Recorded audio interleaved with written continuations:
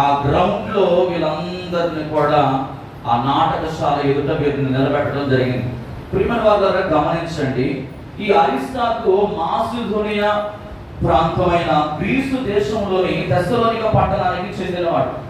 ఈ అరిస్తాకు ఒక విశ్వాసపాత్రుడైన క్రైస్తవుడు, మంచి స్నేహితుడు అని కూడా చెప్పవచ్చు అన్నమాట. ఎవరికి మంచి స్నేహితుడిగా ఉన్నాడంటే పౌలు గారికి మంచి స్నేహితుడు ఇతడు. దేవునికి స్తోత్రం కలుగును గాక. ఈరోజు మనకి కూడా చాలా మంది స్నేహితులు ఉంటారు, మీకు కూడా చాలా మంది స్నేహితులు ఉంటారు. అయితే మంచి స్నేహితుడు అని ఎప్పుడైనా నీ స్నేహితుడి గురించి నువ్వు చెప్పగలవా? నా స్నేహితుడు చాలా మంచివాడండి, నా కోసం ప్రాణమైన పెట్టేస్తాడండి, నాకెంతో సహకారిగా ఉంటాడండి అని ఈ లోకంలో ఉన్న ఏ స్నేహితుడి గురించి అయినా మనం ధైర్యంగా చెప్పగలమా? చెప్పలేం. ఎందుకంటే లోక స్నేహం ఎప్పుడు కూడా దేని మీద ఆధారపడి ఉంటుందంటే పేరు ప్రఖ్యాతుల మీద ఆధారపడి ఉంటుంది, తన ఘనతల మీద ఆధారపడి ఉంటుంది. నీ దగ్గర డబ్బు ఉందనుకోండి, అందరు స్నేహితులే. నీ దగ్గర ఏమీ లేకపోతే నీ ఇంటి పక్కన ఉన్నవాడు కూడా నిన్ను కనీసం తలెత్తి కూడా చూడు. కానీ ఇక్కడ అరిస్తాకు అనే ఈ వ్యక్తి పౌలు గారికి మంచి స్నేహితుడిగా ఉన్నాడండి. ఈ లోకంలో ఉన్న స్నేహితులందరూ కూడా లోక సంబంధమైన వారే, వారి ప్రేమ లోక ప్రేమ. కానీ ఈరోజు నువ్వు ఏ స్నేహితుడు నువ్వు సంపాదించుకోవాలంటే యేసు ప్రభు మంచి స్నేహితుడిగా నువ్వు సంపాదించుకోవాలి. యేసయ్య ఒక్కడే నమ్మదగిన వాడు, అవునా కాదా? హల్లెలూయా. యేసుక్రీస్తు మాత్రమే నీ హృదయాన్ని ఎరిగిన వాడు. నీకు ఎప్పుడు ఏం కావాలో ఆయనకు మాత్రమే తెలుసండి. ఈ లోకంలో లోక స్నేహం కాదు మనం చేయాల్సింది. లోకంతో స్నేహం చేస్తే నిన్ను వారు నాశనానికి తీసుకువెళ్తారు, పాపములోనికి తీసుకువెళ్తారు, అపవిత్రతలోనికి తీసుకువెళ్తారు, విగ్రహారాధనలోకి తీసుకువెళ్తారు, అనేకమైన లోక సంబంధమైన పనుల్లోకి తీసుకువెళ్తారు. కానీ యేసుక్రీస్తుతో నీ స్నేహం అంటే నీవు పరలోకానికి వెళతావు. దేవునికి స్తోత్రం కలుగుగా. అందుకే ఈ లోకంలో మనము మంచి స్నేహితులను సంపాదించు. పరిశుద్ధ బైబిల్ గ్రంథంలో మీరు చదవగా ఆలోచన చేస్తే కొంతమంది ప్రాముఖ్యమైన వ్యక్తులు బైబిల్ గ్రంథంలో మనకి కనబడుతూ ఉంటారు అన్నమాట. వారి జీవితాలను నేను ఎందుకని మీకు ఒక్కోసారి ఇలాగా మరి భక్తుల గురించి నేను ఎందుకు మీ ముందు పెడతానంటే, వారు ఏ విధంగా అయితే దేవుని మార్గంలో నడిచారో వారి జీవితాన్ని మీ ముందు పెట్టినప్పుడు ఏదో కొంచెం కొద్దో గొప్ప మీరు కూడా ఆ భక్తుని జీవితం వల్ల మీ జీవితాలను మార్చుకుంటారనే ఉద్దేశంతో నేనేం చేస్తానంటే భక్తుల యొక్క చరిత్రను ఎక్కువ చెప్తా ఉంటాను. నేను వచ్చిన ఈ మధ్యకాలంలో మీకు చాలా మంది చరిత్రలు నేను చెప్పానా లేదా? ఎంతమందికి గుర్తుందో లేదో నాకు తెలియదు, కానీ చాలా మంది వ్యక్తుల గురించి నేను చెప్పాను. చాలా విషయాలు దేవుడు మీతో మాట్లాడాడు. ప్రియమైన వాళ్ళారా గమనించండి, మనం బైబిల్ ఎందుకు చదవాలంటే బైబిల్ మన జీవితాన్ని మార్చుతుంది. కొంతమంది ఏదో పేజీలలో తిరిగేస్తూ ఉంటారు. చదవాలి కాబట్టి ఇది పుస్తకం లాగా చదవకూడదండి, ఒక న్యూస్ పేపర్ లాగా ఎప్పుడు కూడా చదవకూడదు. ఈ వాక్యము నువ్వు చదువుతున్నప్పుడు ఇందులో ఉన్న సారాంశము నీ జీవితానికి దగ్గరగా దేవుడు ఏం చేస్తున్నాడంటే పరిశుద్ధాత్మ ప్రేరణ ద్వారా నీకు చూపిస్తా ఉన్నాడు అన్నమాట. భక్తుల యొక్క చరిత్రను ఎందుకు మన ముందు దేవుడు పెడతాడంటే వారు ఒకప్పుడు దేవునికి అవిధేయులుగా, వారు కూడా లోకంలో అనేక రకాల చెడు పనులు చేసి చెడ్డ కార్యాలను చేసి లోకంలో అనేక మంది చేత చీకొట్టించుకొని దుర్భరమైన జీవితాన్ని జీవిస్తున్నప్పుడు ఇంకా గత్యంతరం లేక వారి జీవితంలో ఎవరి ద్వారా ఒకరి ద్వారా దేవుని స్వార్థ ప్రకటించబడినప్పుడు వారి జీవితాలు మార్చబడ్డాయి. ఈరోజు ఈ అరిస్తాకు అనే వ్యక్తి గురించి మనం తెలుసుకోవడం ద్వారా ఇతనికి దేవుని పట్ల ఎంత గౌరవం ఉందో మనం నేర్చుకోవచ్చు. దేవుని పట్ల ఎంత విధేయత కలిగిన వ్యక్తో మనం నేర్చుకోవచ్చు. ఎంత ధైర్యశాలో మనం నేర్చుకోవచ్చు. ఒక గొప్ప ధనవంతుడు ఇతడు. అలాగే దేవుని మందిర పరిచయ విషయంలో, డబ్బు విషయంలో చాలా జాగ్రత్తగా బ్రతికిన వ్యక్తిని. ముందు మీకు అనేక విషయాలు నేను క్లుప్తంగా త్వరగా నేను ముందుకెళ్ళిపోతాను. మొదటి లక్షణం మీరు గమనిస్తే ధీరుడైన అరిస్తాకు అనే మాట మనకి ఇక్కడ కనబడుతుంది. యాకోబు పత్రిక 4వ అధ్యాయము 6వ వచనం చదివితే, యాకోబు పత్రిక 4వ అధ్యాయము 6వ వచనం చదవండి. కాదు గాని తండ్రి చేత దేవుడు అహంకారులను ఎదిరించి దీనులకు కృప అనుగ్రహించును అని లేఖనము చెప్పుచున్నది. దేవునికి స్తోత్రం కలుగును గాక. ఈ అరిస్తాకు అనే మాట గ్రీకు పదం నుండి ఆరిస్ట్ అనే పదం ద్వారా రాయబడ్డది. ఆరిస్ట్ అనగా అధికారులలో శ్రేష్ఠుడు అని అర్థం. ఈయన అధికారులు అందరిలో కూడా శ్రేష్టమైన వ్యక్తిగా కనబడతాడు. పేరుకు అర్థమేమో అధికారులలో శ్రేష్ఠుడు, కానీ ఇతడు దీనత్వానికి సాక్షిగా నిలిచాడని బైబిల్ పండితులు చాలా స్పష్టంగా చెప్తా ఉన్నారు. ఈయన గురించి అందరికీ తెలియదండి, చాలా కొద్ది మందికి మాత్రమే ఈయన గురించి తెలుసు. కానీ ఆ కొద్ది మందిలో కూడా ఇతడు ఎలా ఉన్నాడంటే దేవుని పట్ల సమర్పణ కలిగిన వ్యక్తి అన్నమాట, త్యాగం కలిగిన వ్యక్తి. ఇంకో మాట చెప్పాలంటే దీనత్వము కలిగిన వ్యక్తి.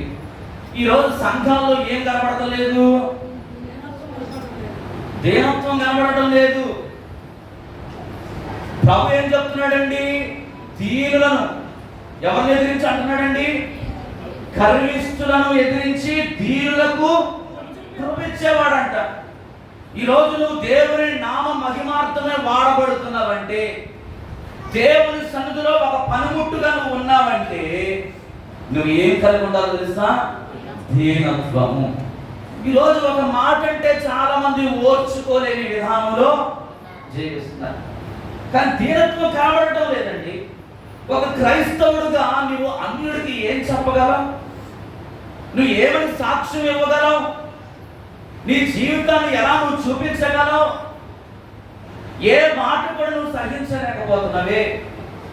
దేవుని మాటలు ఎన్నో విషయాలు దేవుడు నీతో మాట్లాడుతున్నాడు.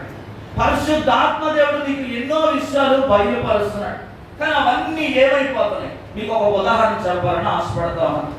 ఒకసారి అంటే ఒక ఊరిలో ఒక యజమానికి ఒక అందమైన కుక్క ఉందంట. ఏంటుంది? కుక్క. ఒకరోజు కుక్కల పోటీ పెట్టారంట. ఏం పోటీ? కుక్కల పోటీ పెట్టారంట.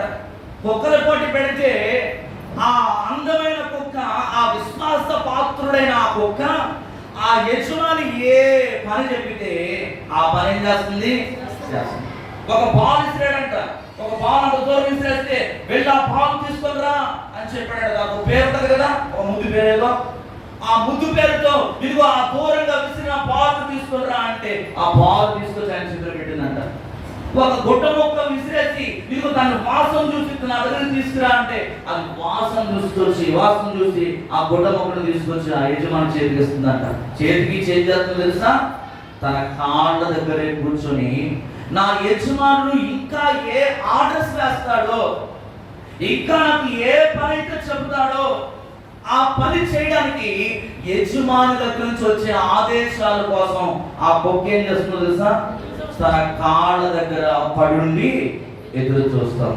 నీళ్ళలో దూకమంటే దూకుతుందంట, ఏదమంటే ఎక్కుతుందంట, పెద్ద పెద్ద బోట్ల మీద వచ్చి దూకమంటే అనేక రకాల విన్యాసాలు చేస్తూ అక్కడున్న ప్రజలందరినీ సంతోషపరుస్తుంది. అలాగే తాను పెంచుకున్న యజమానునికి ఎంతో గౌరవాన్ని తీసుకొస్తుంది. ఈరోజు దేవుడు మనందరిని కూడా ఒక ప్రత్యేకమైన ఉద్దేశంతో రూపకల్పన చేసుకున్నాడు. ఇప్పుడు ఆయన మనకు అనేకమైన ఆదేశాలు ఇస్తున్నాడు. ఏం ఆదేశాలు ఇచ్చాడు? కుక్కరాలు మనం ఈ వాసన చూడమని చెప్పలేదు కదా, దూకమని చెప్పలేదు కదా, ఏదమని చెప్పలేదు కదా. ఏం చేయమన్నాడు ఆయన? ఏం చేయమన్నాడు చెప్పండి? నేను ఏమై ఉన్నానో అది దేవుని కృప వలనే అని చెప్పాడు కదా పౌలు గారు. దేవుడు మన నుండి కోరుకుంటున్నది ఏంటంటే, నేను ఈ లోకంలో ఎలాగైతే జీవించానో, యేసుక్రీస్తు ఎలా జీవించాడు? ఆయన పరిశుద్ధుడు, ఆయన నీతిమంతుడు, ఆయన న్యాయవంతుడు, ఆయన యథార్థవంతుడు, ఆయన ప్రేమ కలిగిన వాడు. ఇదే కదా దేవుడు మనకు చెప్పేది. ఇవి చేయడానికి కూడా ఈరోజు చాలా మంది ఏమైపోతున్నారండి? వెనకబడిపోతున్నారు. గర్విష్ఠులను ఎదిరించి దీనులకు ఆయన కృప అనుగ్రహించే దేవుడు అంటండి. నాశనానికి ముందు ఏం నడుస్తుందంటే కర్రము అనేది. ఈరోజు అరిస్తాకు అనే వ్యక్తి పౌలు కంటే ఎంత మాత్రం కూడా తీసిపోవడం లేదండి. పౌలు ఎంత దేవుని మాటకు లోబడిన వాడుగా ఉన్నాడో, ఈ అరిస్తాకు కూడా దేవుని మాటకు, అలాగే పౌలు యొక్క మాటకు లోబడిన వాడిగా ఉంటాడు. దీనులు ఎల్లప్పుడూ కూడా ఎలా ఉంటారో తెలుసా? అజ్ఞానంలో కనబడతా ఉంటారు. దీనులుగా మనం జీవించాలి. దీనత్వాన్ని మనం వృద్ధి చేసుకోవడానికి ప్రయత్నం చేయాలి. దేవుని వాక్యము మనకు వినబడుతున్నప్పుడు ఆ మాటలు ఈ చెవుతో వినేసేసి ఈ చెవుతో వదిలిపెట్టే వారిగా మనము ఉండకూడదు. నువ్వు దీనత్వం కలిగి ఉండడం వల్ల నీ విలువ ఏమి కూడా తగ్గదు. నీ వాల్యూ తగ్గిపోతా. కొంతమంది ఉంటారండి, చాలా గొప్ప ధనవంతులు ఉంటారు. వాళ్ళు ఏం చేస్తారు తెలుసా? మందిరాల్లో గూడుస్తూ ఉంటారు అన్నమాట. కుర్చీ వేస్తూ ఉంటారు. కింద కూర్చోడానికి వాళ్ళు ఎక్కువగా ఇష్టపడతారు. ఏంటది? తగ్గింపు. దేవుడి రోజు నీతో జ్ఞాపకం చేస్తున్నాడు, ఒక దీనత్వాన్ని విడిచిపెట్టేసేవేమో, దీనుడుగా దేవుని మాటకు లోబడలేకపోతున్నావేమో, నీ పైన పెద్దవారిని నువ్వు గౌరవించలేని స్థితిలో నువ్వు ఉన్నావేమో, దేవుని మాటను పక్కన పెట్టేసేసి ఆవేశపూరితుడవై మరి దేవుడు దీవించిన దాన్ని బట్టి ఒకవేళ నీలో అహంకారం కానీ గర్వము కానీ ఏదైనా ఒకవేళ ఏలుబడి చేస్తుందంటే జాగ్రత్త, నువ్వు డేంజర్ జోన్లోనే ఉన్నావు. హల్లెలూయా. నువ్వు ఏ జోన్లో ఉన్నావు? నీ జీవితంలోనికి నాశనం అనేది రాకముందే నీవు చేసే ప్రతి అవిధేయతను దేవుడు జ్ఞాపకం చేస్తున్నప్పుడు నువ్వు వాటిని ఏం చేయాలి? సరి చేసుకోవాలి. దేవుని సన్నిధిలోకి వస్తున్నప్పుడు ప్రతిరోజు కూడా మనం ఏమడగాలంటే, అయ్యా నాకు దీనత్వం కావాలి. దేని చేత నేను గర్వపడకూడదు. ఒకవేళ గర్వపడేది ఏదైనా నాలో ఉంటే దాన్ని తీసివేయి. అందుకే కదా సొలొమోను రాజు ఏమన్నాడు తెలుసా? ఆహారం ఎక్కువైన వాడంట నీవెవడవో అంటాడంట. అంటే కడుపు నిండిన వాడు ఏమైపోతున్నాడండి? ఆహారాన్ని తొక్కి వేస్తున్నాడంట. అన్నం లేనోడేమో కేకలు పెడతా ఉన్నాడు లోకంలో.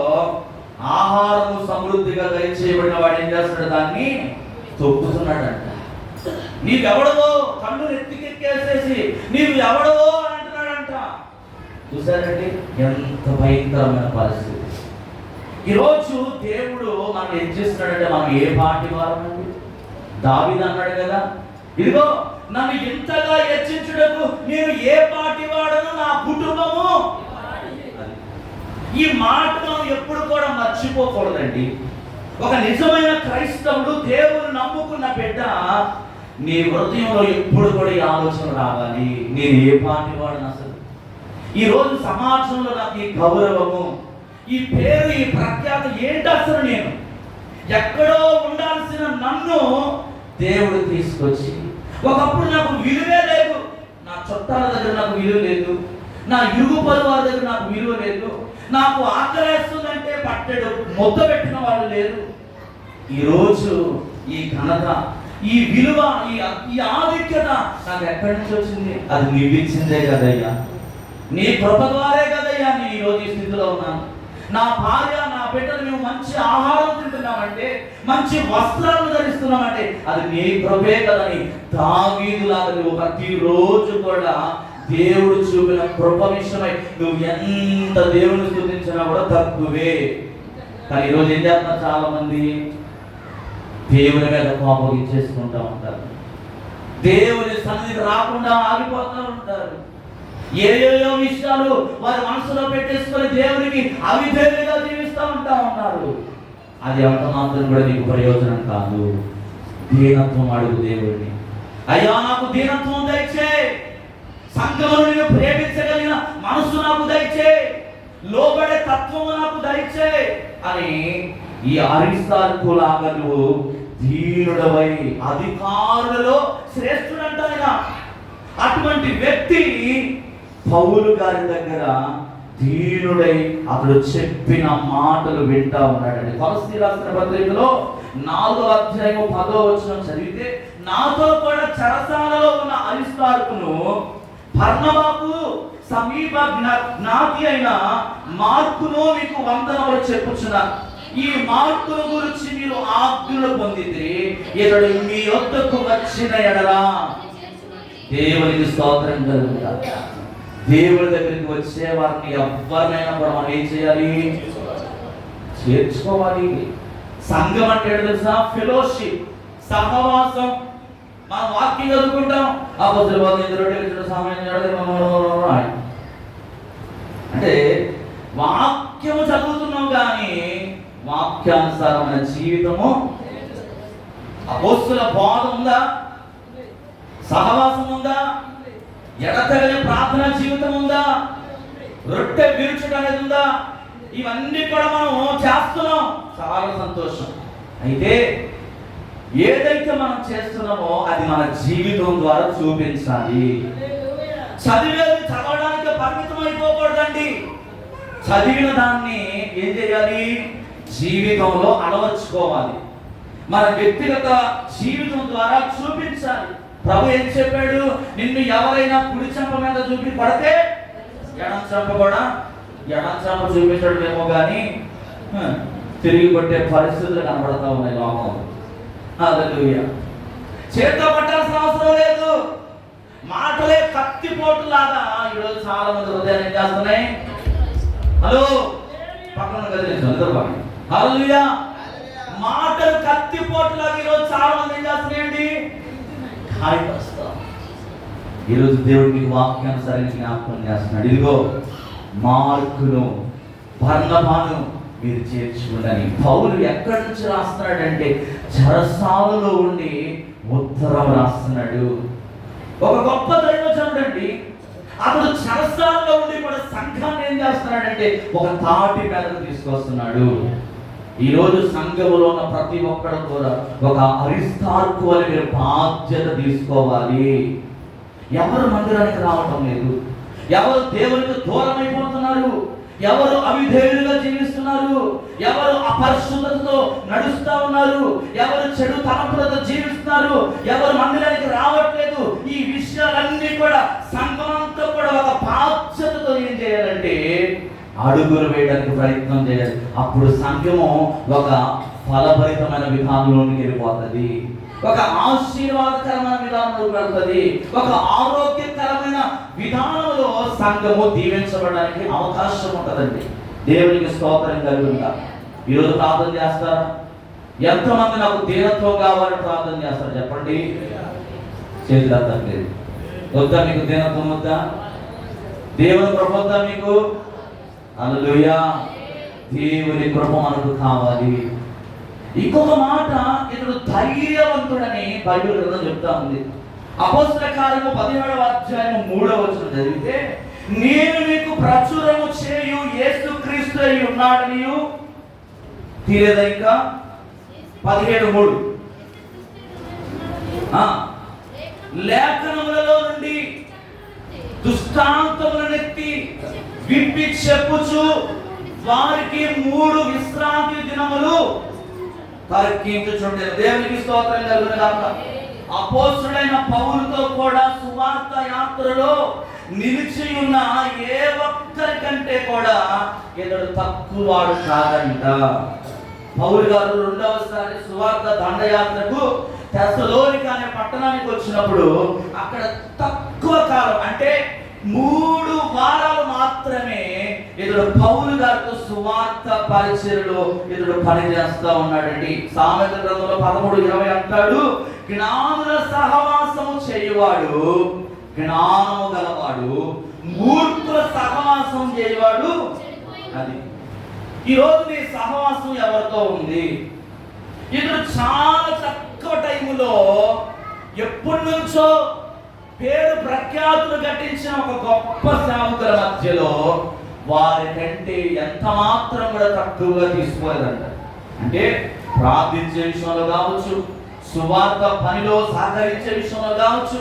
కొత్త వారికి ఏమైనా తెలుస్తుందా అండి? ప్రార్థన చేయడం తెలుస్తుందా? పరిచర్య చేయడం తెలుస్తుందా? దేవునికి ఇవ్వడం తెలుస్తుందా? తెలియదు. కానీ 3 వారాలు పౌలు గారితో సువార్త పరిచర్యలో ఇతడు వాడబడ్డాడంట. కానీ ఎంత గొప్ప పని చేస్తూ ఉన్నాడో దేవుని కోసం గమనించండి.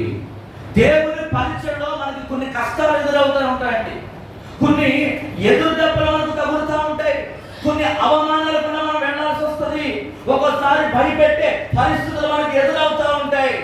వాటిని చూసి మనం ఏమవకూడదు, పారిపోయే వారిగా ఉండకూడదు. కొంతమంది దేవుని పరిచయం అంటే పారిపోతూ ఉంటారు. ఏదైనా సమస్య తలెత్తితే చాలు భయపడిపోతూ ఉంటారు, కంగారు పడిపోతూ ఉంటారు. కానీ దేవుని సేవలో నీకేం కావాలి తెలుసా? ధైర్యము కావాలి. ప్రభు మాట చెప్తున్నాడు, నాగటి మీద చేయి వేసి వెనక చూచువాడు నాకు.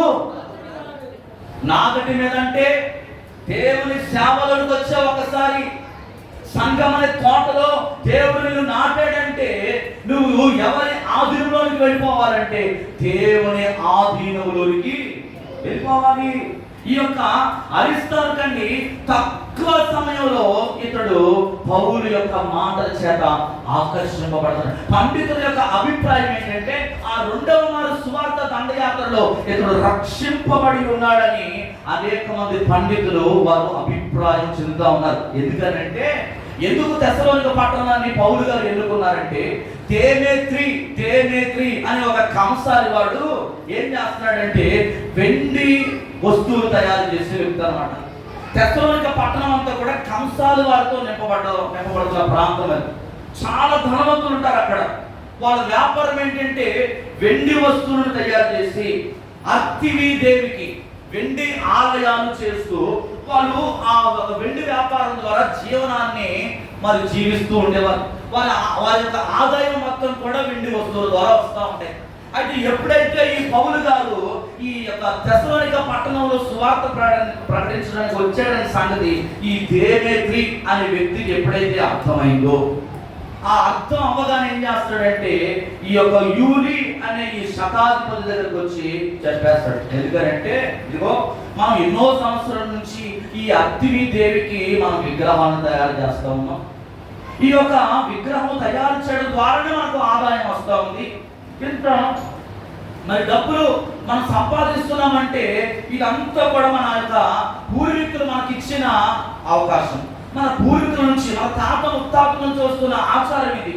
మరి ఇటువంటి ఆచారాన్ని ఎవడో ఒకడు వచ్చి పాడు చేయడానికి ప్రయత్నం చేస్తున్నాడు. మనకు తెలియని దేవుణ్ణి మన ప్రాంతంలో పరిచయం చేయాలని ఆలోచన చేస్తున్నాడు. ఇప్పుడు మన పరిస్థితి ఏంటి? ఇప్పుడు మన వాళ్ళందరూ కూడా యేసు ప్రభుని తెలుసుకుంటే యేసు ప్రభుని నమ్మేసుకుంటారు వాళ్ళు. మన దేవుడు అర్తివీ దేవతని కాకుండా ఎవరో తెలియని దేవుడిని వాళ్ళు హృదయంలో పెట్టేసుకుంటే మన వ్యాపారం అంతా కూడా దెబ్బడిపోద్ది, మనకి ఇంకా జీవితం అనేది ఉండదు, మన కుటుంబాలు రోడ్డు మీద పడిపోతాయి అని ఇలా వాళ్ళు రకరకాలుగా ఆలోచన చేసి ఏం చేస్తారంటే ఇదిగో ఈ ఆసియా ఎఫ్ఎస్ఏ ప్రాంతం నుంచి మొదలైతే ఆసియా ఖండం వరకు కూడా ఈ సువార్త వ్యాపిస్తూ ఉంటది. ఇదంతా మాత్రం కూడా జరగనివ్వకూడదు, ఇది ఎంత మాత్రం కూడా ముందుకు వెళ్ళనివ్వకూడదు. దీన్ని ఎట్లాగైనా మనం ఆటంకపరచాలి. కొంతమంది సువార్త సేవలో, కొంతమంది దేవుని ప్రేరణ ద్వారా మంచిగా ముందుకు వెళ్తూ ఉంటే కొంతమంది ఏం చేస్తారండి?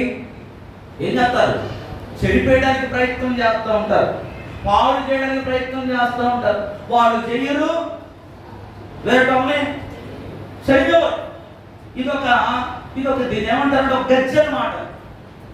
ఒక చెదపురుగు చూడండి, ఒక కర్రకు చెదబడితే ఆ కర్రంతా కూడా ఎలా వ్యాపిస్తూ ఉంటుందో ఆధ్యాత్మికమైన రంగంలో సంఘము ముందుకు వెళ్తూ ఉంటుంటే కొంతమంది ఏం చేస్తారంటే కావాలని ఏదో ఆలోచన చేసి ఏం చేస్తారంటే పాడు చేయడానికి ప్రయత్నం చేస్తారు. ఈ దేమేత్రి అనేవాడు కూడా ఏం చేస్తున్నాడంటే పౌలు గారు చక్కగా సువార్త ప్రకటిస్తూ ఉంటే ఒక్కసారిగా గలిబిలి రేపేశాడంతే. ఒక్కసారిగా గలిబిలి రేపితే రక్షింపబడిన వాళ్ళందరూ కూడా ఎక్కడ దారు అక్కడ పారిపోయారు. అందరూ పారిపోయినప్పుడు పౌలుతో పాటు ఎవరు నిలబడ్డారంటే ఇదిగో గాయు అరిస్తా. 19వ అధ్యాయం 29వ వచనం చదివితే వారు పౌలుతో ప్రయాణమై వచ్చిన మాసిదోనియా వారైన గాయును అరిస్తార్కులు పట్టుకొని దొమ్మిగా నాటకశాలలో చొరబడి. అరిస్తార్కు ఎంత ధైర్యాన్ని చూపిస్తున్నాడు. పౌలు ఎంత ధైర్యవంతుడో. పౌలు గారి జీవితం మనం చూస్తే 3 సార్లు అతడు 40 కొరడాల దెబ్బల చేత ఆయన శరీరము శిక్షించబడ్డది. అనేక సార్లు ఆయన చీకటి గదిలో పడేశారు. ఆహారం ఇవ్వలేదు, నీళ్లు ఇవ్వలేదు. చాలా చిత్రహింసలకు పౌలు గారిని గురి చేశారండి. అటువంటి పౌలు దగ్గర ఈ అరిస్తార్కు చూడండి ఎంత ధైర్య సాహసాలను ప్రదర్శిస్తున్నాడో గమనించండి. ఈ రోజు మన సహవాసం ఎవరితో ఉండాలంటే జ్ఞానులతో సహవాసం చేయాలి, పరిశుద్ధులతో సహవాసం చేయాలి, ప్రార్థన పరులతో సహవాసం చేయాలి. ఒక ప్రార్థన పరుడే పునాదులు ఏం చేయగలడు? కట్టగలడు. యెరూషలేము పాడైపోతుందంటే ఎవరు లేచారు? దేవునికి స్తోత్రం కలుగును గాక. దానియేలు పట్టణంలో ఒక శాసనం వచ్చేసింది, ఇదిగో విగ్రహానికి తప్ప నాకు తప్ప మీరు ఎవరికి కూడా సాగిల పడకూడదని ఒక శాసనం వచ్చేస్తే దానియేలు దేవుని పక్షాన నిలబడ్డాడండి. బలమైన ఆహారాన్ని పక్కన పెట్టి శాఖ ఆహారముతో ఉపవాసం ఉండి దేవుని సోదరుడు ఏం చేస్తున్నాడండి? యెరూషలేము తట్టు కిటికీలు తెరిచి యెరూషలేము రక్షణ కొరకు ఏం చేస్తున్నాడు? ప్రార్థన చేస్తున్నాడండి. అంటే ఒక సేవ పాడైపోతుందంటే, పరిచర్యకు అభ్యంతరాలు జరుగుతున్నాయంటే బైబిల్ గ్రంథంలో అనేక మంది భక్తులు దేవుని కొరకు నిలబడ్డారు. హల్లెలూయా. ఈ రోజు సంఘం వెనకబడిపోతా ఉంటుంటే అరిస్తార్కు లాంటి ధైర్యవంతులు మన సంఘంలో లేపబడుదురు కాక. ఉన్నారా ఎవరైనా? ఒక ఆత్మీయతలు వెనకాల, ఒక సేవకుడు వెనకాల సంఘం గుట్టి పడిపోతూ ఉంటుంటే, ఎవరైనా ప్రార్థన రాకుండా ఆగిపోతూ ఉంటుంటే, దేవునికి దూరం అయిపోతూ ఉంటుంటే అరిస్తార్కు లాంటి ధైర్య సాహసాలు కలిగిన వ్యక్తులు సంఘము వెనకాల నిలబడాలి. హల్లెలూయా. అంతేగాని ఏదో వచ్చండి 4 మాటలు ఆయన ఏదో చెప్తున్నాంటే ఇదే సరిపోదు, మాకెందుకు ఈ గొడవ అంటే నువ్వు ఎప్పుడు కూడా జీవించబడలేవు. నీ పరిచర్య ఎప్పుడు కూడా ముందుకు వెళ్ళదు. ఈరోజు దేవుడు జ్ఞాపకం చేస్తున్నాడు, అరిస్తార్కు ఎలాగైతే పౌలు గారి వెనకాల నిలబడ్డాడు, సువార్త పరిచర్య కొరకు ఎలాగైతే తన జీవితాన్ని సమర్పించుకోవడానికి ఇష్టపడ్డాడు, మనం కూడా ఏం చేయాలి? సంఘము ఆధ్యాత్మికమైన విధానంలో ఎదగాలంటే, సంఘము ఫలములతో నింపబడాలంటే, మన యజమానుడు ఎవరంటే యేసుక్రీస్తు ప్రభువారు.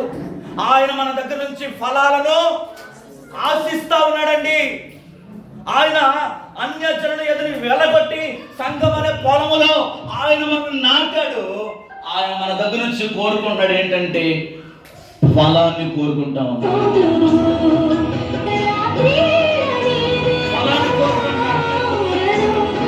ఫలాన్ని కోరుకుంటా ఉన్నాడు. ఆ ఫలాలను మనం ఎప్పుడైతే ఫలించేవారిగా మనం ఉంటామో అప్పుడే సంఘం ఏమవుతుందండి? అభివృద్ధి చెందుతుంది. ఈరోజు జ్ఞానవంతులతో నువ్వు సహవాసం చేయాలి, తెలివి కలిగిన వారితో నువ్వు సహవాసం చేయాలి, వాక్యానుసారంగా జీవించే వ్యక్తులతో నువ్వు సహవాసం చేసేవాడుగా ఉండాలని దేవుడు నీకు జ్ఞాపకం చేస్తున్నాడు. అపోస్తల కార్యము 27వ అధ్యాయం ముగించేస్తాను. 2వ వచనంలో అంటాడు, అరిస్తార్కు త్రోయ నుండి యెరూషలేము కైసరయ వరకు పౌలుతో కూడా వెళ్తా ఉన్నాడండి. 2 సంవత్సరాల తర్వాత పౌలు వాడలో రోమాకు అతన్ని తీసుకుని వెళ్తున్నప్పుడు అక్కడ ఆయన గురించి చెప్తున్నాడు, చెత్త పనివాడు. పౌలు ఎక్కడికి వెళ్ళినా కూడా ఒంటరిగా వెళ్తలేదండి. గొప్పవాడైన పౌలుతో కలిసి ప్రయాణం చేయడానికి చెప్పుకోదగిన ప్రముఖ సహచరులలో ఈ యొక్క అరిస్తార్కు కూడా ఒకడిగా నిలబడతా ఉన్నాడు. చెరసాల్లో ఉన్నప్పుడు ఎఫెసీకి, ఫిలిప్పీకి, కొలస్సీ సంఘానికి, సహోదరులకు పౌలు గారు ఉత్తరాలు రాస్తూ ఏం చేస్తున్నాడంటే వారిని బలపరుస్తాం. ఉత్తరము ముగించే సమయంలో ఆయన మాట్లాడుతున్న మాట ఏంటంటే, క్రీస్తు యేసునందు నా తోడి ఖైదీనైన ఎపఫ్రా, నా జత పనివాడైన మార్కు, అరిస్తార్కు, దేమా, లూకా అనే వ్యక్తులకు ఏం చేస్తున్నాడంటే వందనములు చెబుతున్నాడు. ఇప్పుడు గమనించండి, సంఘములో ఎప్పుడు కూడా జట్టుగా పనిచేయాలి. ఇప్పుడంటే ట్రాక్టర్లు వచ్చేసినాయి. ఇక్కడ ఇంతకుముందు ఏం చేసేవాళ్ళండి, ఒక దోణె కర్వాదులోంచి సందట్లోంచి బయటికి లాగాలంటే ఏం చేసేవాళ్ళు, ఒక జట్టుగా అందరు కలిసి ఆ తెప్పని ఏం చేసేవాళ్ళు, భుజాల మీద వేసుకొని మోసేవారు. అంటే ఒక సరంగి మాత్రమే ఆయనది కదా తెప్ప, ఆ తెప్పలో 5గురో 6గురో రైతులను వాళ్ళు చూసుకుంటారని మాకెందుకు లేని చెప్పి అనుకునేవాళ్ళ లేదు. ఆ తెప్ప ఎన్ని చేపలతో వచ్చిందో ఆ చూడడానికి వచ్చిన వాళ్ళందరూ కూడా అరే మనోడే కదరా, ఇదిగో ఆ తెప్పను బయటికి లాగలేకపోతున్నారు అని ప్రతి ఒక్కరు కూడా వెళ్ళి ఎలాగైతే జట్టుగా పనిచేసి ఆ వ్యక్తికి సహకారంగా నిలబడుతున్నారో, సంఘము కూడా దేవుని ఎదుట ఎలా ఉండాలండి, ఒక జట్టుగా పని చేయాలి. అప్పుడే సాతాను యొక్క దుర్గాలు అనేవి కూలిపోతాయి. సువార్త అనేది వ్యాప్తి చెందాలంటే మనం ఎన్నో సంవత్సరాల నుంచి ప్రార్థన చేస్తున్నాం, అయ్యా పూరి కంట కొట్టిన మార్చు మార్చు మార్చు మార్చు. కానీ ఈనాడు క్రైస్తవుల్లో ఏమి లేదండి, ఐక్యత లేదు, సమాధానం లేదు. సేవ ఎప్పుడు కూడా ఒంటరిగా చేయకూడదండి, జట్టుగా చేయాలి. కలిసి చేసే పనిలో సంతోషం అనేది ఉంటుంది. కలిసి ఉంటే కలదు సుఖం అన్నాడు ఒక ఆయన. హల్లెలూయా. సేవా పరిచర్యలో పౌలు గారికి ఈ తేమ, ఈ అరిస్తార్కు, లూకా వీళ్ళందరూ కూడా జట్టుగా కలిసి ఏం చేస్తున్నారంటే దేవుని రాజ్యాన్ని కట్టే పనిలో ముందుకు పెడుతున్నారు. ఈరోజు నీవు కలిసి పనిచేసే అలవాటు నీలో ఉందా? ఒక జట్టుగా దేవుని రాజ్యాన్ని కట్టడానికి, అమ్మా ఇదిగో నాకు దేవుడి తలంపులు ఇచ్చాడు, మనం అందరం కూడా దేవుని సన్నిధిలో ఒక ఏకాత్మ గారికి ముందుకు పెడదామని ఎప్పుడైనా ఆలోచించావా? ఎంతసేపు చాలా మంది జీవితంలో స్వార్థం స్వార్థం స్వార్థం, అసూయ అసూయ అసూయ. ఒక వ్యక్తి ముందుకు వెళ్ళిపోతూ ఉంటుంటే, ఎదుగుతూ ఉంటుంటే ఈరోజు చాలా మంది వారగలేని వారికి జీవిస్తూ ఉంటా ఉన్నారు. కానీ మనం అలా ఉండకూడదండి. దేవుని పరిచర్యలో జత పని వారిగా మనం పనిచేయాలి. సమిష్టిగా వచ్చే ప్రతి ఒత్తిడిని మనం ఎదుర్కోవడానికి ప్రోత్సాహకరంగా మనం ఉండాలి. దేవుని పనిని పాడు చేయడానికి ఒకరు సాధనగాడు ఏదైనా ఎత్తుగడలు వేస్తూ ఉంటుంటే అవి పరిశుద్ధాత్మదేవుడు నీకు బయలుపరిచినప్పుడు నువ్వేం చేయాలి తెలుసా? గొలుసు ప్రేయర్ చేద్దాం, 1 గంట ప్రార్థన చేద్దాం, ఒక 2 గంటలు దేవుని దగ్గర మొరపెడదాం. మన సేవ విస్తరణ కొరకు మనం కన్నీరు గార్దామని ఒక ఉజ్జీవంతో స్త్రీలు కానీ పురుషులు కానీ సంఘంలో లేపబడాలి. దేవునికి స్తోత్రం కలుగును గాక. సేవా పరిచర్య అంటే ఆత్మీయ తల్లి గారిది, నాన్నగారిది పెట్టుకున్న సేవకుడిది కాదండి, సంఘమంతటి బాధ్యత. అమ్మ మాట చెప్తుంది, ఏ సంఘం అందరిది అంటారా? అంటారమ్మా, ఎవరిదండి సంఘం? అందరిది. ఈ పొలములో ఉన్న మనం అందరం కూడా విత్తనాలు లాంటి వాళ్ళం. ఏ విత్తనము మొలకెత్తకపోయినా మనల్ని నాటిన యజమానుడు ఎంత బాధపడతాడండి. ఆయన ఎంతో నీరు పోస్తున్నాడు, నీకు ఎంతగానో నీ కొరకు ప్రయాసపడతా ఉన్నాడు. నువ్వు ఫలించకపోతే, నువ్వు కుంటుపడకపోతే, నువ్వు కుంటుపడిపోతా ఉంటే, నువ్వు వెనక్కి పడిపోతా ఉంటుంటే ఆయన ఎంత బాధపడతాడు ఒకసారి ఆలోచించి. ఈరోజు నువ్వు సేవా పరిచర్యలో జట్టుగా మనం పనిచేయాలి. సహోదరులు ఐక్యత కలిగి నివసించడం ఎంత మేలు, ఎంత మనోహరం అన్నాడు. ఆ మనోహరము సంఘంలో కనబడుతుందా ఈరోజు? ఆ మాధుర్యము కనబడుతుందా సంఘంలో ఈరోజు?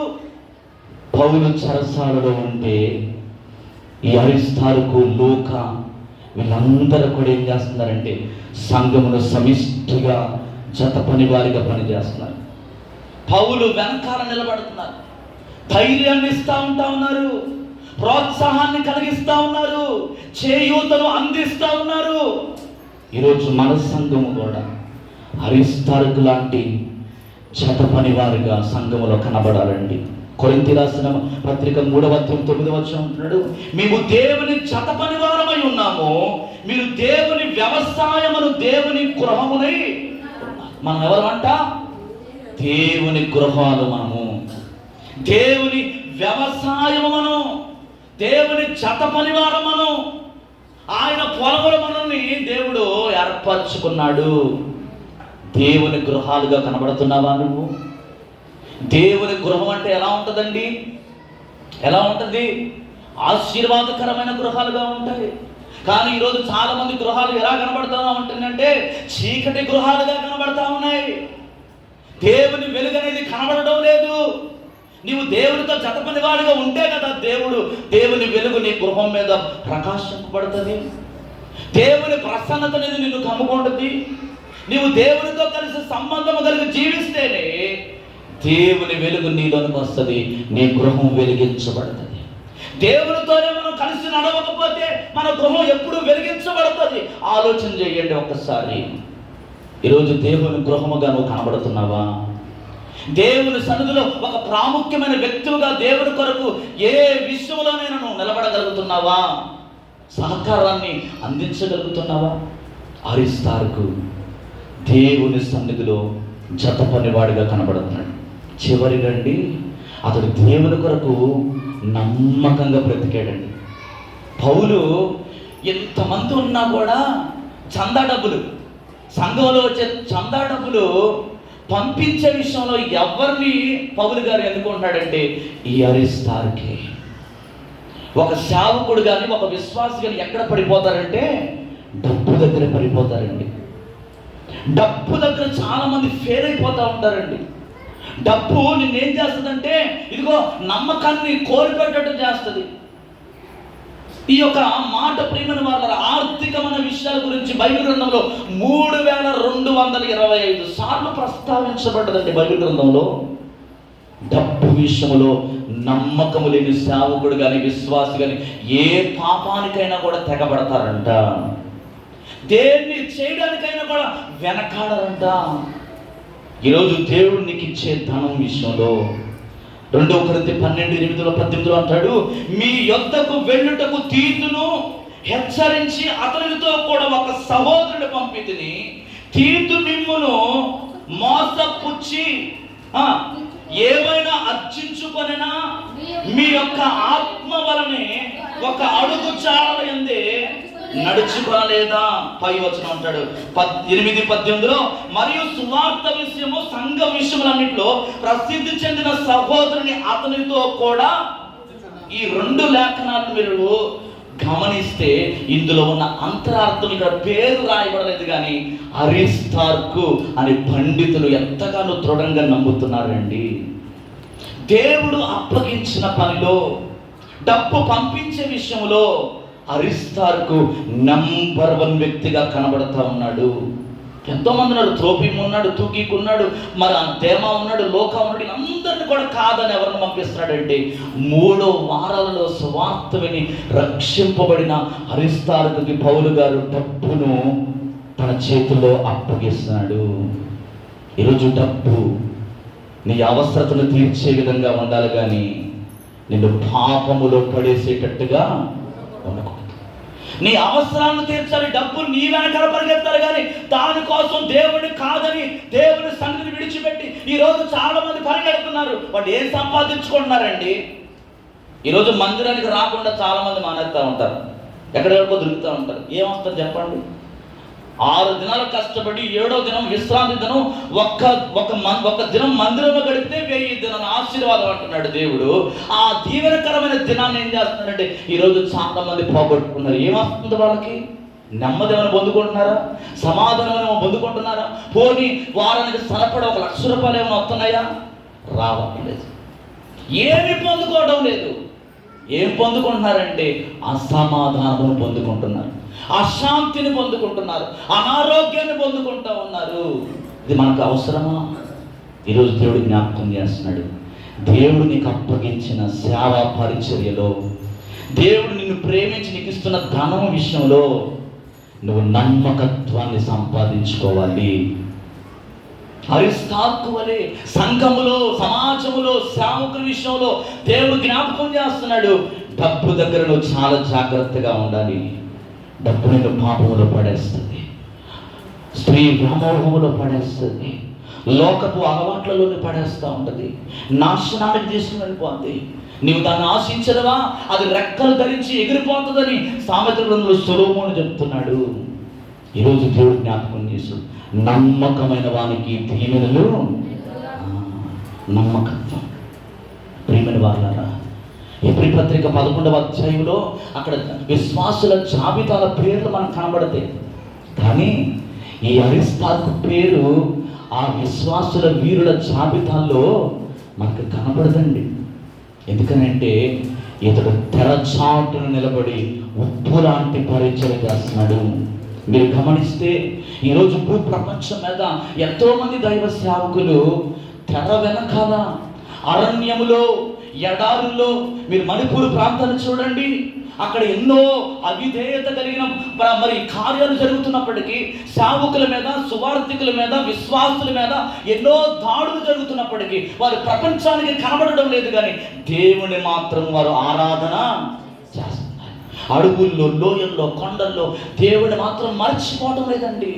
ప్రాణం పోయినా పర్వాలేదు కానీ మేము దేవుని మాత్రం విడిచిపెట్టమని వారు నిర్ణయం తీసుకొని దేవుడిని ఆరాధన చేస్తున్నారు. ఈరోజు నిన్న కాక మొన్న వచ్చిన వాళ్ళు చాలామంది ఏం చేస్తున్నారంటే సోషల్ మీడియాలో ఆర్పాటం చేసేసుకుంటూ ఉంటారు, ఏవేవో ఆడంబరానికి పోతూ ఉంటారు. కానీ 3 వారాలు సువార్త విని రక్షింపబడిన ఈ అరిస్తార్కు నీరో చక్రవర్తి కాలంలో ఇతడు దేవుని కొరకు సాక్షిగా మారిపోయాడండి. దేవుని కొరకు తన ప్రాణాలు ఇవ్వడానికి ఇష్టపడిన వ్యక్తి అన్నమాట. విశ్వాసుల వీరుల జాబితాలో తన పేరు రాయబడకపోయినా కూడా దేవుని కొరకు, సువార్త కొరకు దేవుని సన్నిధిలో నిలబడిన వ్యక్తి అన్నమాట. దేవునికి స్తోత్రం కలుగును. ఈరోజు నీకు ఘనత రాకపోయినా, నీకు పేరు రాకపోయినా, నిన్ను ఎవరు గుర్తించినా గుర్తించకపోయినా, నువ్వు ఈ అరిస్తార్కు వలె దేవుని కొరకు నిలబడాలి. దేవుని రాజ్యాన్ని కట్టడానికి నా జీవితం సార్థకం అయితే చాలు, నాకు పేరు అవసరం లేదు, ఘనత అవసరం లేదు, శాల్వాలు, సన్మానాలు అవసరం లేదని నువ్వు ఎప్పుడైతే నిర్ణయం తీసుకుంటావో నీ పేరు ఎక్కడ ఉంటుందంటే జీవ గ్రంథంలో ఉంటుంది. ఈ లోక సంబంధమైన వ్యక్తుల దగ్గర కావాలో నీకు పేరు, జీవ గ్రంథంలో కావాలో ఈరోజు నువ్వు నిర్ణయం తీసుకో. ప్రభు అంటాడు, అందుకే చివరికి ఒక మాట జ్ఞాపకం చేస్తానండి. 1 కొరింథీ 15:58 అంటాడు, కాగా నా ప్రియ సహోదరులారా, మీ ప్రయాసము ప్రభువునందు వ్యర్థము కాదని ఎరిగి స్థిరులను కదలని వారును ప్రభు కార్యాభివృద్ధి అందు ఎప్పటికీ ఆసక్తులై ఉండండి. ఈరోజు చాలా మంది కడుపును మార్చుకొని, కుటుంబాలను పోగొట్టుకుంటూ, బిడ్డలను పోగొట్టుకుంటూ, ఉన్న ఆస్తి పాస్తులని పోగొట్టుకొని గుడారాల్లో, అడవుల్లో తలదాచుకుంటూ సువార్త పరిచర్య చేసేవాళ్ళు చాలా మంది ఉన్నారు. వారు ఎవరికి కూడా కనబడడం లేదు, కానీ వారి పరిచర్య మాత్రము జరుగుతూ ఉంది. ఈరోజు నిలబడితే నువ్వు అలా నిలబడాలి దేవుని కోసం. దేవుని పరిచర్య కార్యాభివృద్ధి అందు ఎప్పటికీ కూడా నువ్వు ఆసక్తిని చూపించాలి. నీ పరిచర్య ఎప్పుడు కూడా వ్యర్థంగా పోదు, గుర్తుపెట్టుకో. నువ్వు చేసే సేవ ఎప్పుడు కూడా వ్యర్థంగా పోదు. నువ్వు చనిపోయినా కూడా నువ్వు చేసే పరిచర్య గురించి నీ వెనకాల తరం, నీ రాబోయే తరం నీ గురించి చెప్పుకోవాలి. పలానా సువార్తమ్మ, పలానా బిడ్డ, పలానా వ్యక్తి ఇంత గొప్ప సేవ చేశాడండి, తన కోసం ఏమీ సంపాదించుకోలేదు కానీ దేవుని కొరకు తన జీవితాన్ని ధారపోసాడండి. చేస్తే అటువంటి పరిచర్య చేయాలి, జీవిస్తే అటువంటి జీవితం జీవించాలని అనేక మంది చేత నువ్వు ఏం పొందుకో తెలుసా? సాక్ష్యాన్ని పొందుకోవాలి. అందుకే ప్రభువు చెప్తున్నాడు, నా ప్రియ సహోదరులారా, మీ ప్రయాసము ప్రభువునందు వ్యర్థము కాదని ఎరిగి స్థిరులను కదలని వారుగా ప్రభు యొక్క కార్యాభివృద్ధి అందు ఎప్పటికీ మీరు ఎలా ఉండాలి? ఆసక్తి. ఈరోజు దేవుడిని జ్ఞాపకం చేస్తున్నాడు. సంఘాలలో, కుటుంబాలలో అరిస్తార్కు లాంటి గొప్ప విశ్వాస క్రైస్తవ వీరులుగా మనం లేపబడాలని కలవర్ధనాలు దేవుడు కోరుకుంటున్నాడు. కనుక తలలో ఉంచుదాం, ఒక సమర్పణ చేసుకుందాం. ఒక గొప్ప ధనవంతుడు అయినప్పటికీ కూడా దేవుని సేవకులకు ఎన్నుకోబడ్డాడు. కేవలం 3 వారాలు దేవుని మాటలు వినటం వల్ల ఈరోజు ఎన్నో సంవత్సరాల నుండి దేవుడు నీతో మాట్లాడుతూ ఉన్నాడు. నీ దీనత్వం ఏమైపోయింది? నీ ధైర్య సాహసాలు ఏమైపోయాయి? నమ్మకత్వం కలిగి జీవిస్తున్నావా? దేవుడు నీకు అప్పగించిన పనిలో నమ్మకత్వాన్ని చూపించగలుగుతున్నావా? దేవుడు నీకు ఇచ్చిన ధనం విషయంలో నమ్మకాన్ని కలిగి ఉన్నావా? దేవుడిని నువ్వు హెచ్చిస్తున్న కొలది తీరత్వం కలిగి నువ్వు జీవిస్తున్నావా? దేవుని మాటకు లోబడే వ్యక్తిగా నువ్వు కనబడుతున్నావా? సమస్య వస్తుందంటే పారిపోతున్నావేమో, తుఫాను వస్తే తుఫాను చూసి పారిపోతున్నావేమో. పౌలును తక్కిన వారందరినీ కూడా తీసుకెళ్ళి ఆ చెరసాలలో, ఆ నాటకశాలలో నిలబెట్టినప్పుడు ధైర్యంగా నిలబడ్డాడు. సువార్త ఎక్కడ కూడా ఆగిపోలేదండి. ఎఫెసీ నుండి ఆసియా ఖండం వరకు కూడా దేవుని సువార్త ప్రకటించబడింది. ఈరోజు నీ పక్కనున్న ఇంటికి నువ్వు సువార్త చెప్పగలుగుతున్నావా? నీ పక్కనున్న వ్యక్తిని నువ్వు మార్చగలుగుతున్నావా? నీ స్నేహితుడికి దేవుని మాటలు చెప్పగలుగుతున్నావా? అతడి రోత జీవితాన్ని దేవుని మాట ద్వారా మార్చగలుగుతున్నావా? ఒకసారి ఆలోచన. ఎక్కడ దాకా అవసరం లేదు. నీ ఇంటి పక్కన ఎంతోమంది దేవునికి దూరంగా ఉన్నారు. ఈరోజు నువ్వు దీనుడు అయితే, నీలో ఆ దీనత్వం అనే గుణం ఉంటే, ఆ గుణమే నిన్ను అనేక మందిని దేవుని దగ్గర నడిపిస్తుంది. దేవుడు ఈరోజు మాట్లాడుతూ ఉన్నాడు. దేవుని కొరకు అత సాక్షిగా మారిపోయాడు. ఈరోజు మనల్ని దేవుడు అలా అడగట్లేదు. కానీ ఒకరు దేవుడి కొరకు అత సాక్షిగా మారితే అంతకంటే సంతోషం లేదు. కానీ ప్రభు చెప్తున్నాడు, ప్రభు కార్యాభివృద్ధి యందు ఎప్పటికీ నేను ఆసక్తిని మాత్రం విడవకండి. ప్రార్థన చేసుకుందాం. విత్తబడిన వాక్యం కొరకు అరిస్తార్కు లాంటి విశ్వాసులను సంఘములో దేవుడు ఈరోజు లేపినట్లుగా, అటువంటి సమర్పణ దేవుడు మన సంఘంలో కలగ చేయనట్లుగా, అటువంటి ఐక్యత, సమాధానం, తీరత్వం మన సంఘంలో దేవుడు కలగ చేయనట్లుగా మన మధ్యలో ప్రసన్న గారు ప్రార్థన చేస్తున్నట్టుగా అందరం కూడా ఏకీభవిద్దాం. ప్రసన్న గారు విత్తబడిన వాక్యం కొరకు అరిస్తార్కు లాంటి జీవితాన్ని దేవుడు ప్రతి ఒక్కరికి అనుగ్రహించినట్లుగా ప్రసన్న గారు ప్రార్థన చేస్తారు.